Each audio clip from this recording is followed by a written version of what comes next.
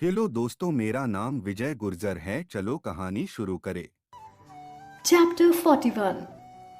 तुमने बहुत पाप किए हैं। गार्ड्स को बबीता की बात में दम लगा, इसलिए अब उनका शक तान्या पर चला गया। उनके हिसाब से बबीता की बात कहीं ना कहीं सही तो थी।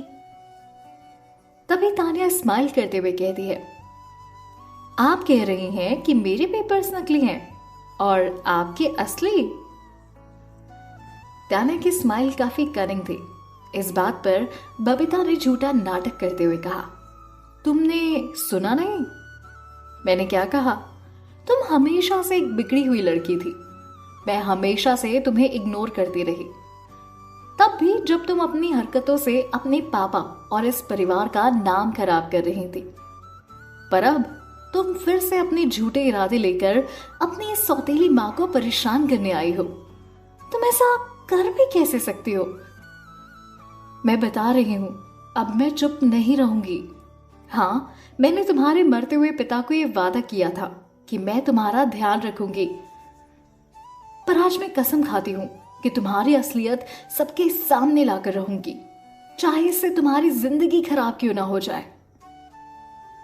तभी तान्या उसकी हाँ में हाँ मिलाकर कहती है, आपने बिल्कुल सही कहा, सच सामने आना ही चाहिए। सही बात बोल दी आपने बिल्कुल। बबीता हैरान थी कि तान्या उसकी बात में हाँ कैसे मिला रही है। उसने कहा, तो तुम भी अपनी गलती मानती हो? मान रही हो ना कि ये नकली पेपर्स हैं? ये नकली पेपर्स मुझे दे दो, नहीं तो मैं पुलिस बुलाऊंगी। बबीता ने उसे धमकाते हुए कहा, अरे उसकी कोई जरूरत नहीं है। तान्या ने मुस्कुराकर जवाब दिया। तभी बबीता ने पूछ ही लिया कि किसकी जरूरत नहीं है। उसे समझ में नहीं आया कि तान्या क्या चाल चल रही है। अचानक से पुलिस के सायरन की आवाज आई और तान्या ने कहा, अरे पुलिस को बुलाने की जरूरत नहीं है, क्योंकि मैंने उन्हें ऑलरेडी बुला लिया है। आप फिक्र मत कीजिए, वो बस आते ही होंगे। तान्या काफी कॉन्फिडेंट थी। बबीता के चेहरे के होश उड़ गए थे और उसका चेहरा खुशी से डर में बदल गया। उसे लग रहा था कि बस बाजी अब उसके हाथ लगने ही वाली है। बट सडनली पुलिस का इस तरह से आना और इस सायरन सुनाई देना, ये उसके लिए किसी खौफनाक सपने से कम नहीं था।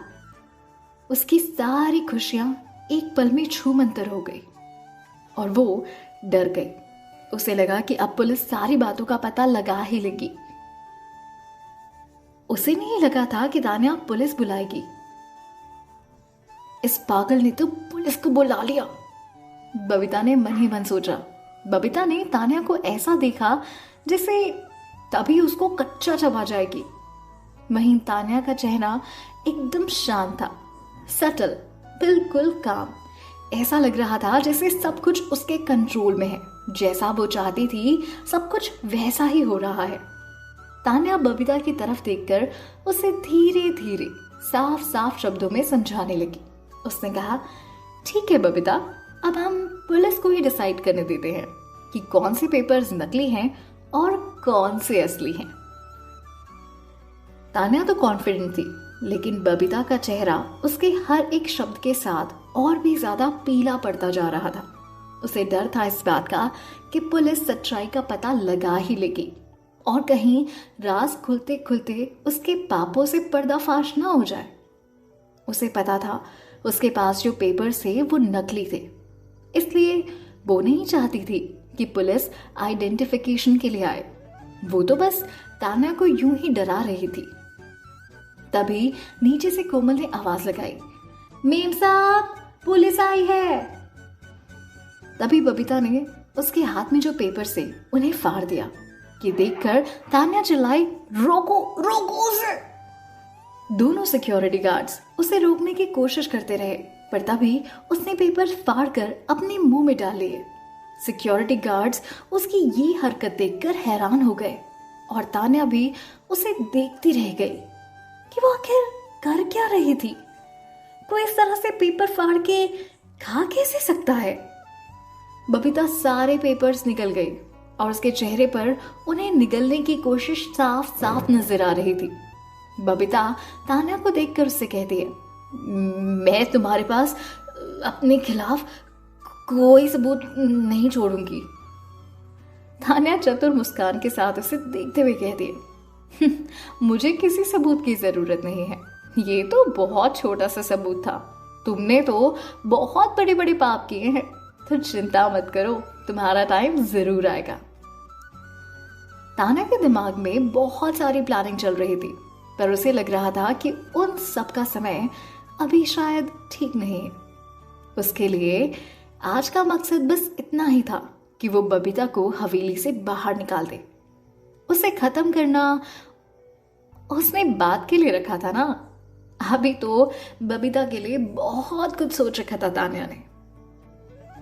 बबीता तान्या की धमकी से डर नहीं रही थी और उसे ये लग रहा था कि इस बार चाहे वो तान्या से हार गई हो, पर अगली बार उसे इस बात का डबल भुगतान करवाएगी और उसे बदला लेकर रहेगी। इतने सारे हंगामे के बीच पुलिस कमरे में आई और उसने कहा, यहाँ तान्या कौन है? तान्या ने कहा, जी मैं हूं। आपने पुलिस को फोन क्यों किया था? बड़े रौब जमाकर पुलिस वाले ने पूछा।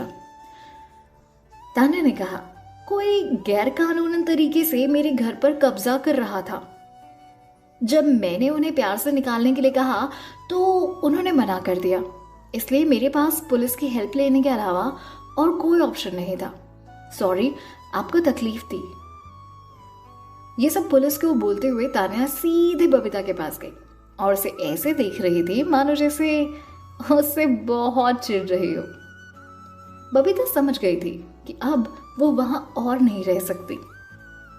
इस बार जीत तान्या की हुई थी कि बात साफ थी। हालांकि पुलिस उसे वहां से नहीं निकालती, पर अब उसे सिक्योरिटी गार्ड्स निकाल देते, क्योंकि जो कुछ भी हंगामा हुआ वो सिक्योरिटी गार्ड्स के सामने ही हुआ था। बस बात को लेकर वो तान्या को बहुत बदनाम कर सकती थी, पर अगर वो ऐसा करती तो उसका नाम भी तो बदनाम हो जाता ना, और क्या पता गड़े हुए मुर्दे वापस बाहर आ जाते, क्योंकि वो जानती थी कि उसने भी कुछ साल पहले तान्या के साथ ऐसा ही कुछ किया था। बहुत सालों की मेहनत के बाद उसने समाज में अपना कुछ नाम बनाया था, तो वो इस तरह से अपना नाम, अपनी रेपुटेशन, अपनी गुडविल तो नहीं बिगाड़ सकती थी ना।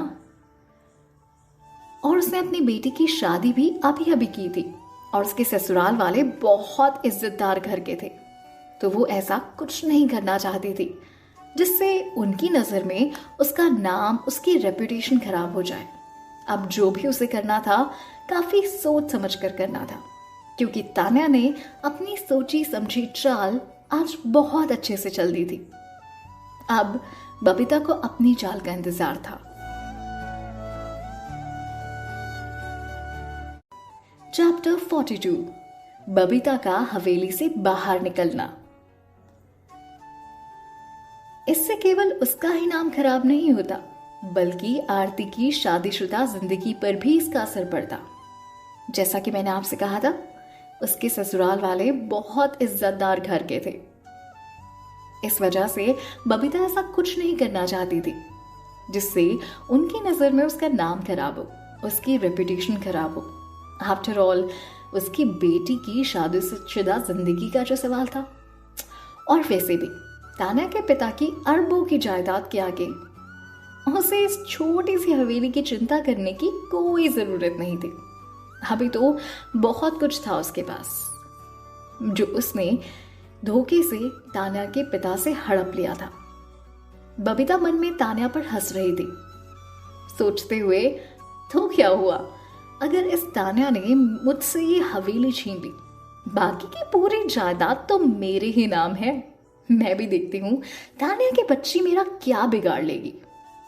उसके जिंदा रहते तो तान्या कभी उसकी जायदाद नहीं हथिया सकती, और वो सोचेगी कि उसने ये हवेली किसी भिखारी को दान दे दी।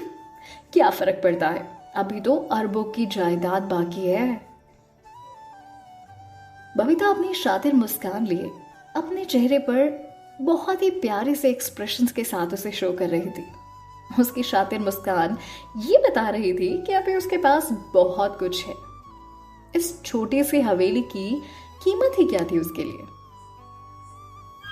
उसकी ये मुस्कान साफ साफ बता रही थी कि वो उस तान्या के बारे में कितना बुरा सोच रही है। उसने तान्या के मुंह पर उसे 1000 बार भिखारी कहा था।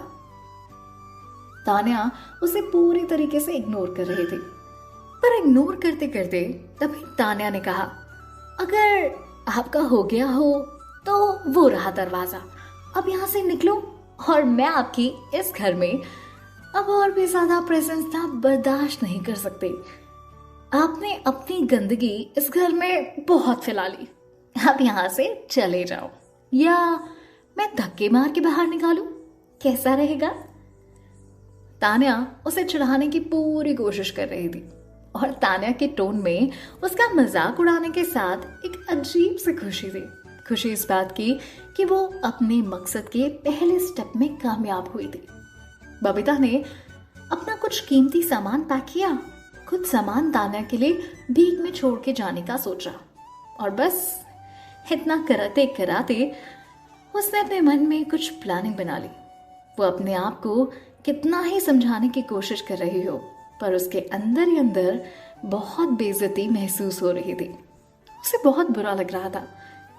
बुरा इस बात का कि उसे अपनी हवेली छोड़ के जाना पड़ रहा है। बुरा इस बात का लग रहा था कि तान्या ने आज उसे उसके घर से निकाल दिया और उसकी बेइज्जती हुई वो अलग। असलियत में घर तो उसका था।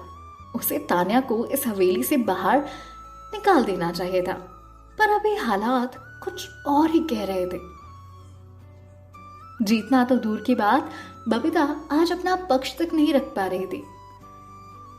ना उसके पास सबूत था, ना उसके पास कॉन्फिडेंस था, तो बस एक डर इस बात का कि कहीं उसके किए हुए गुनाह सबके सामने ना आ जाए। उसे हमेशा से पता था कि हवेली तान्या के नाम पर है और उसे ये नहीं पता था कि इस हवेली के असली कागजात कहां पर हैं। और तान्या की याददाश्त चली गई थी तो उसे लगा कि तान्या वापस कभी नहीं आएगी इस हवेली पर अपना हक जताने के लिए, तो फिर असली पेपर की जरूरत ही नहीं थी। हाँ, उसने पीछे से कुछ नकली कागज जरूर तैयार करवा लिए थे ताकि वक्त जरूरत वो अपना पक्ष रख सके, पर यहाँ सीन तो उल्टा ही पड़ गया। किसे पता था कि जैसे ही तान्या की याददाश्त वापस आएगी वो उसे परेशान करने के लिए वापस आ जाएगी। थैंकफुली तान्या के पिता की डेथ अचानक हुई थी, जिससे वो कोई वसीयत नहीं बना पाए और इसके लिए उसने चाल चल के किसी के बुरे या भले के बारे में नहीं सोचा। किसी तरह से सारी जायदाद उसने अपने नाम करवा ली थी।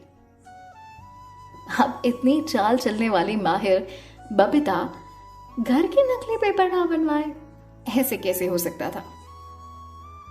अगर तान्या के पिता की डेथ अचानक नहीं हुई होती तो शायद उसने ये घर के पेपर्स भी अपने नाम करवा लिए होते, बट बबीता को इसका मौका ही नहीं मिल पाया। जब वो अपना सूटकेस नीचे ला रही थी तो उसने देखा जैसे कोमल उस पर मन ही मन हंस रही हो। इससे उसका गुस्सा और भी ज्यादा बढ़ गया। तभी बबीता ने अपना सूटकेस कोमल की तरफ फेंकते हुए कहा, उठाओ इसे और आओ मेरे पीछे, और हाँ, मेरा सूटकेस ध्यान से लाना। उतने में कोमल ने उसे हैरान होकर पूछा, हम कहाँ जा रहे हैं मेम साहब? हम कहीं जा रहे हैं क्या? तभी बबीता उसे जोर से चिल्ला कर कह दिए, तुम्हें क्या फर्क पड़ता है, पर हाँ, वो जगह इस कचरे से तो बहुत ही अच्छी होगी। उसे तान्या को दिखाना था कि चाहे उसने ये हवेली बबीता से छीन ली हो, पर अभी भी उसके पापा की जायदाद पर सबसे ज्यादा उसी का राज था। अभी तो अरबों की जायदाद थी खर्च करने के लिए। कोमल जल्द ही सारे हालात समझ गई।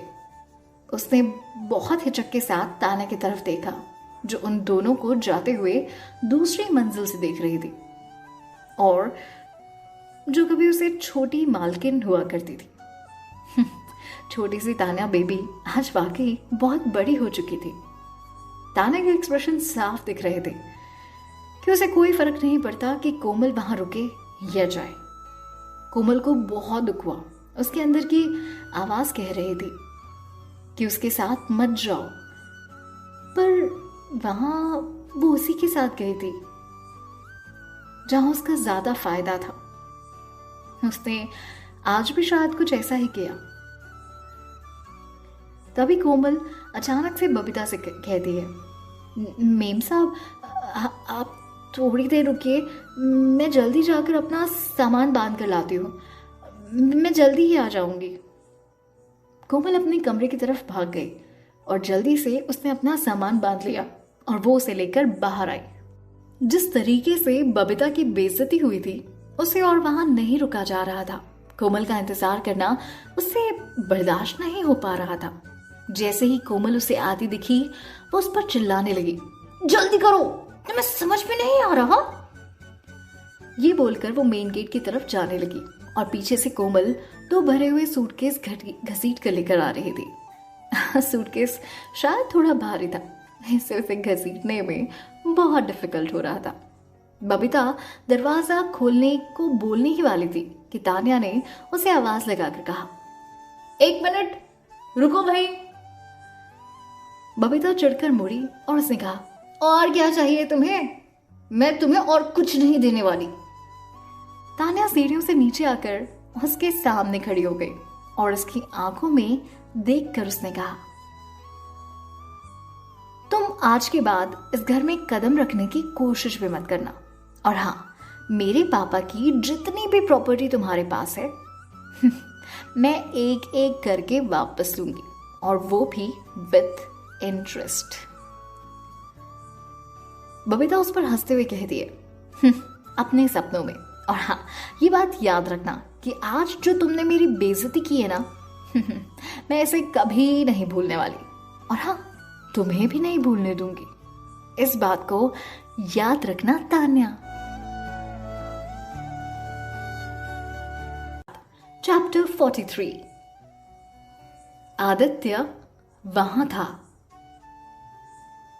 तान्या ने उसे जवाब दिया, हाँ हाँ क्यों नहीं, देखते हैं। हाँ, उसका कॉन्फिडेंस और उसकी निडरता बबीता को और गुस्सा दिलाने लगी। वो गुस्से से अपने दांत पीसने लगी। बबीता बहुत कोशिश कर रही थी खुद को शांत रखने की, पर ये बात वो बर्दाश्त नहीं कर पा रही थी कि आज वो बुरी तरह से हार चुकी थी उस छोटी सी तान्या से जिसे बहुत कम आंका था बबीता ने। फाइनली बबीता वहां से चली गई और अब हवेली तान्या की हो चुकी थी। हवेली वापस पाना तान्या का पहला कदम था। बहुत ही जल्द वो बबीता से अपनी पूरी जायदाद वापस पाना चाहती थी, तभी और वो भी पूरे इंटरेस्ट के साथ, जैसा कि उसने बबीता से कहा था। बबीता, तुम्हारी हार बहुत नजदीक है। अभी अपने बचे हुए जो कुछ भी थोड़े बहुत दिन है ना, जी लो, जी भर के जी लो। तभी तान्या अपने ख्यालों से बाहर निकली और उसे सामने वाली बिल्डिंग की बालकनी में कोई जाना पहचाना सा चेहरा नजर आया। वो ये देखकर हैरान रह गई कि वो कोई और नहीं, वो तो आदित्य था। दोनों बिल्डिंग्स के बीच इतनी दूरी के बावजूद उनकी आंखें मिली। एक दूसरे को उन्होंने देखा। आदित्य वाइट शर्ट पहने वहां खड़ा था और उसके हाथ में वाइन का ग्लास था। वो उसे बस देखता ही रह गया। सूरज की तेज रोशनी उसकी फिट बॉडी पर यूं ही पड़ती हुई उसे और भी ज्यादा हैंडसम बता रही थी। तान्या को कोई आइडिया नहीं था कि वो कितनी देर से वहां खड़ा सब कुछ देख रहा था। वहां पर जो कुछ भी हुआ, उसने क्या क्या देखा उसे नहीं पता, पर उसे लग रहा था कि उसकी तेज नजर ने शायद आज बहुत कुछ देख लिया होगा। तान्या उसे अजनबियों की तरह देख रही थी और फिर मुड़कर अपने घर के अंदर चली गई। तभी करण उसके पास आकर उससे पूछने लगा, नहीं आदित्य, क्या देख रहे हो? करण अभी अभी अपने नए घर में शिफ्ट हुआ था। आज उसके नए घर की हाउस वार्मिंग पार्टी थी। हालांकि जब से पार्टी शुरू हुई थी, आदित्य एक वाइन का ग्लास लिए बालकनी में ही खड़ा था। आदित्य ने तान्या को तभी देख लिया था जब वो अपने घर के गेट पर आई थी। हालांकि आदित्य श्योर नहीं था कि वहां हो क्या रहा है, पर उसने अनुमान लगाया था कि तान्या जरूर अपने पुराने घर पर अपना हक जताने आई होगी। वो तान्या को बहुत अच्छी तरह से जानता था। ये तो होना ही था, क्योंकि उसकी एक्स वाइफ अब एक अलग ही इंसान में बदल चुकी थी। कॉन्फिडेंट थी, अपने मकसद में क्लियर थी और जो चाहती थी वो कर सकती थी। उसका बदला हुआ बिहेवियर हॉस्पिटल में ऑलरेडी उसे हैरान कर चुका था, पर आज वो ये देखकर और भी ज्यादा हैरान हो गया जब उसने देखा कि तान्या ने सक्सेसफुली अपने घर पर अपना हक वापस पा ही लिया था। वो मन ही मन सोच रहा था, इससे क्या हो गया है? तभी करण ने पुलिस और सिक्योरिटी को वहां देखकर आदित्य से पूछा, भाई क्या हो रहा है वहां पे? तभी आदित्य अनजान बनकर कहता है, पता नहीं यार, छोड़ो, चलो अंदर चलते हैं।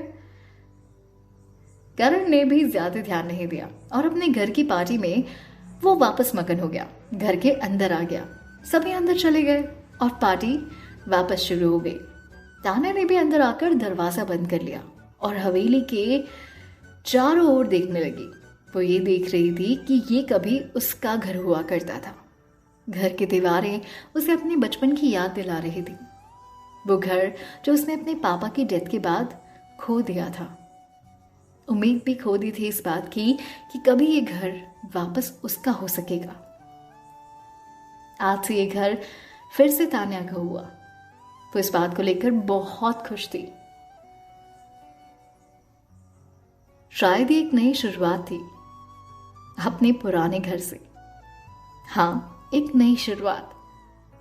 तान्या की आंखों में उम्मीद की रोशनी नजर आ रही थी। उसे लग रहा था कि इसी तरह वो अपनी पूरी प्रॉपर्टी एक दिन वापस जरूर लेगी और सब कुछ पाने के बाद इतनी काबिल हो जाएगी कि उसे अपने पुराने दिन याद करने की जरूरत नहीं पड़ेगी और उसे अपनी बेटी की कस्टडी के लिए एक मौका मिल जाएगा। वो आरव की कस्टडी ले सकेगी। माना रास्ता बहुत लंबा और कठिन था, पर ऐसा लग रहा था जैसे वो अपनी मंजिल तक जरूर पहुंचेगी। हवेली में चारों तरफ देखने के बाद उसने ताला बनाने वाले को बुलाया और सारे ताले चेंज करवा दिए। पर यह तो बस शुरुआत थी। अभी भी उसके पास बहुत सारे काम थे। उसे कुछ लोगों को बुलाकर बबीता का सारा सामान बाहर फेंकवाना था और वो सोच रही थी कि एक अच्छे से पेंट के बाद ये घर फिर से नया हो जाएगा। जाने से पहले तान्या ने सब कुछ अरेंज करवाकर चैन की सांस ली। सब कुछ अरेंज करवाया और उसके बाद कुछ खाने के लिए बनाया। घर में थोड़ी ही दूर जाकर उसे अपने पीछे एक कार के आने की आवाज आई। आज उसे बहुत सारे काम करने थे। वापस हॉस्पिटल भी तो जाना था, चाचा को देखने के लिए, प्रखर को सब कुछ बताने के लिए और उन्हें ये बताने के लिए कि अब उन्हें उस पुराने मोहल्ले में रहने की जरूरत नहीं थी, क्योंकि अब उनके पास उनका अपना घर है। चैप्टर 44। वो अब भी तुम्हारी केयर करता है। अचानक से तान्या के पीछे पीछे एक कार के आने की आवाज आई। तभी कार का शीशा नीचे हुआ और उसमें से आदित्य का हैंडसम चेहरा दिखाई दिया, जिसे देखकर आज भी कई लड़कियों का दिल धड़कता था। पर तान्या को इस बात से कोई फर्क नहीं पड़ता। वो उसे ऐसे देख रही थी जैसे उसने उसे पहले कभी नहीं देखा था। उसका ऐसा देखना ना तो पहले जैसा डरा हुआ था और ना ही डिपेंडेंट सा जब वो शादीशुदा थे। और ना ही वैसा स्ट्रेसफुल और खोया हुआ। जब उसने उनके डिवोर्स के 3 साल बाद पहली बार एक दूसरे को देखा था। अब इन तीनों ही कंडीशंस पे तान्या बहुत ऊपर आ चुकी थी। केवल 10 ही दिन में तान्या पूरी तरह से बदल चुकी थी। उसे ऐसा देखकर आदित्य ने कहा, आओ मैं तुम्हें छोड़ देता हूं। क्या? ये उसे छोड़ेगा? तान्या भी सुनकर शॉक हो गई। उसे लगा कि जरूर वो कोई मजाक कर रहा है और मुड़कर अपने रास्ते वो चलने लगी। उसने एक बार भी उसकी तरफ पलटकर नहीं देखा। क्या वो उसे मना कर रही थी? आदित्य भी हैरान होकर हंसने लगा। जिस आदित्य को कभी किसी लड़की ने किसी भी चीज के लिए मना नहीं किया था, उसी आदित्य को इस तान्या ने पिछले 10 दिन में बहुत सारी चीजों के लिए मना कर दिया था। चाहे वो चेक हो, चाहे वो मदद हो, या हॉस्पिटल के पैसे हो, या फिर ये लिफ्ट ही क्यों ना हो। आदित्य तान्या के रवैये से हैरान था। लोग कहते हैं कि तलाक के बाद कभी दोस्ती नहीं हो सकती। क्या ये सच है? हालांकि तलाक के अलावा कोई और रीजन नहीं था कि वो दोनों एक दूसरे को अपनी बाकी की पूरी जिंदगी एक दूसरे के दुश्मन की तरह ट्रीट करें। दोनों के बीच में सब कुछ सही था, बस एक डिवोर्स ही था जो न जाने कहां से आ गया था, और बस यही गलत था। और हाँ, ये भी था कि आदित्य को तान्या के कांस्टेंट रिजेक्शन से भी थोड़ी प्रॉब्लम हो रही थी। आफ्टर ऑल इतने कंसिस्टेंट रिजेक्शन वो कैसे बर्दाश्त कर सकता था? वो तो हमेशा से तान्या की मदद करना चाहता था, पर तान्या उसकी कोई मदद नहीं लेना चाहती थी। कार धीरे से उसके पीछे पीछे आई और विंडो से बाहर निकलकर आदित्य ने उससे कहा,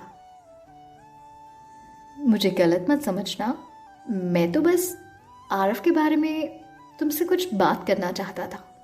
मैंने सोचा कि हम साथ चलेंगे तो बात हो जाएगी। जैसा उसे लगा था, तान्या आरव का नाम सुनकर चलते चलते रुक गई। आदित्य ने यही सोचकर आरव का नाम लिया था और उसने पूछा, तुम क्या बात करना चाहते हो? आदित्य ने उससे फिर से कहा, अंदर आओ।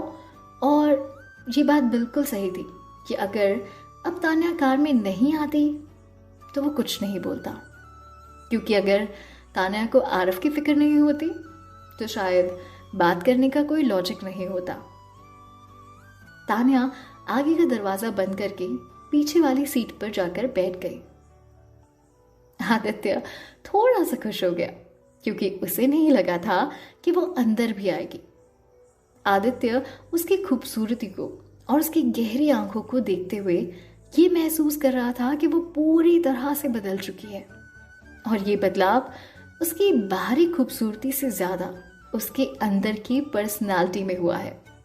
ऐसा लग रहा था मानो उसके अंदर हर चीज बदल चुकी है। मानो उसने सस्ते कपड़े पहने थे और कोई मेकअप नहीं किया था, ना ही कोई महंगी सी ज्वेलरी पहनी थी, पर फिर भी वो उसे करोड़ों की कार में अजीब नहीं लग रही थी। ये सब कुछ बहुत सहज था। ऐसा लग रहा था मानो ये उसकी किस्मत नहीं बल्कि कार की अच्छी किस्मत है कि वो उसमें बैठी है। आदित्य पहली बार तान्या के लिए ऐसा कुछ महसूस कर रहा था। ये बहुत हैरान करने वाली बात थी। उसमें इतना आत्मविश्वास आखिर आया कहां से? आदित्य ये जानने के लिए बहुत एक्साइटेड था कि जो औरत उसके पीछे बैठती थी वो अचानक इतनी इंटरेस्टिंग कैसे हो गई थी। आदित्य ने गाड़ी स्टार्ट करते हुए तान्या से पूछा, कहाँ जाना है तुम्हें? हॉस्पिटल? हॉस्पिटल का नाम सुनते ही आदित्य उससे पूछ बैठा, उसने हॉस्पिटल का बिल कैसे दिया था? पूछना तो चाहता था, पर ये सवाल उसके ज़बान पर आते ही मानो अटक सा गया। वो पूछ नहीं पाया, पर अपने दिलो दिमाग में तान्या से 1000 बार पूछ चुका था वो कि आखिर उसने हॉस्पिटल का बिल कैसे भरा, इतने पैसे उसके पास कैसे आए। क्योंकि उस दिन के ड्रामे के बाद उसने हॉस्पिटल के बाहर किसी से पूछा था, तो उसने बताया कि उन्होंने ऑपरेशन के पूरे 5 लाख रुपए जमा कर दिए थे, जबकि उसने वो चेक भी उसी दिन नहीं लिया था, जो कि 1 करोड़ का चेक था। अब करोड़ों के चेक को रिफ्यूज करने के बाद इस हालत में होते हुए भी कोई 5 लाख का बिल रातों रात कैसे जमा कर सकता है। और उसे याद था कि वो हमेशा से गरीब थे, तो उनके पास इतना पैसा आखिर आया कहां से। आदित्य खुद से ये सवाल बार बार पूछता रहा, क्योंकि वो जानता था कि अगर वो तान्या से पूछेगा तो वो शायद इस बात का कोई जवाब नहीं देगी। तभी अचानक तान्या उसे उसके ख्यालों से बाहर निकाल कर कहती है, बोलो। तभी उसे याद आया कि वो किस बारे में बात कर रही है। उसने कहा, मैंने आरव की परवरिश बहुत अच्छे से की है, उसका अच्छे से ध्यान रखा है। मुझे याद नहीं कि कभी उसने तुम्हारा नाम लिया हो। आदित्य की ये बात सुनकर तान्या बहुत मायूस हो गई और उसने अपना सर नीचे कर लिया। हालांकि आदित्य की ऐसी बात सुनकर उसे दुखी होना चाहिए था, इनफैक्ट लाजमी भी था, पर वो इस बात के लिए अपने बेटे को दोषी नहीं बना सकती थी ना कि वो उसे याद भी नहीं करता, क्योंकि तलाक लेना उसकी ही मर्जी थी। ये वही थी जो खुद अपनी शादी और अपने बच्चे को छोड़ना चाहती थी। तभी आदित्य ने उसे देखा और कहा, आरव एक बहुत अच्छा बच्चा है। मुझे लगा था कि तुम्हारी कमी उसे महसूस नहीं होती,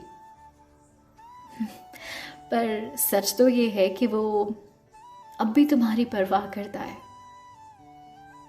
कहता कुछ नहीं, पर तुम्हें बहुत याद करता है। ये सुनकर तान्या बहुत खुश हो गई और उसने पूछा, क्या क्या सच में? उसकी आंखें भर आई और गला भी, क्योंकि जो आदित्य ने कहा वो तान्या ने चाहा तो जरूर था, पर ये कभी सच होगा या नहीं वो जानती नहीं थी। वो खुश थी इस बात से कि उसका आरव उसे मिस करता है, उसकी परवाह करता है।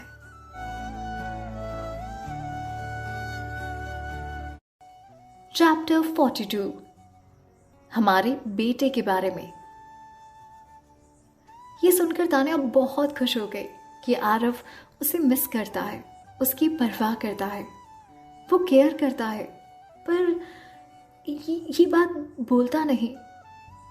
लेकिन मैंने उसकी आंखों में तुम्हारे लिए प्यार देखा है। मैं ये सब कुछ देख सकता हूँ, महसूस कर सकता हूँ। आदित्य ये सब कुछ बोलते हुए बहुत सेंटिमेंटल हो गया था।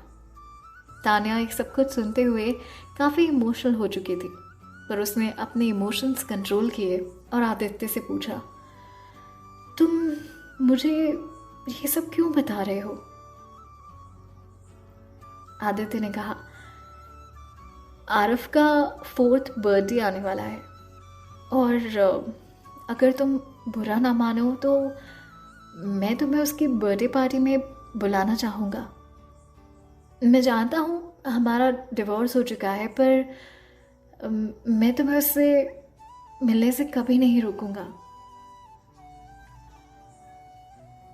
आदित्य ने यही सेम चीज़ तब भी कही थी जब उन्होंने डिवोर्स लिया था।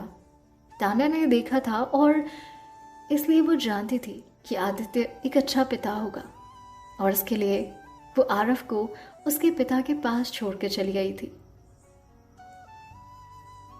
पिछले कुछ सालों में ऐसा बहुत बार हुआ था कि उसका अपने बेटे से मिलने के लिए मन तड़प उठा, पर उसने किसी तरह से खुद को रोक लिया, क्योंकि वो नहीं चाहती थी कि उसका बेटा आरव उसे एक यूजलेस इंसान की तरह देखे।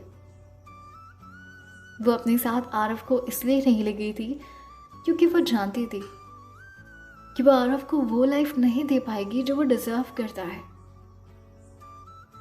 पर अब चीजें बदल चुकी थी। तभी तान्या ने कहा, ठीक है।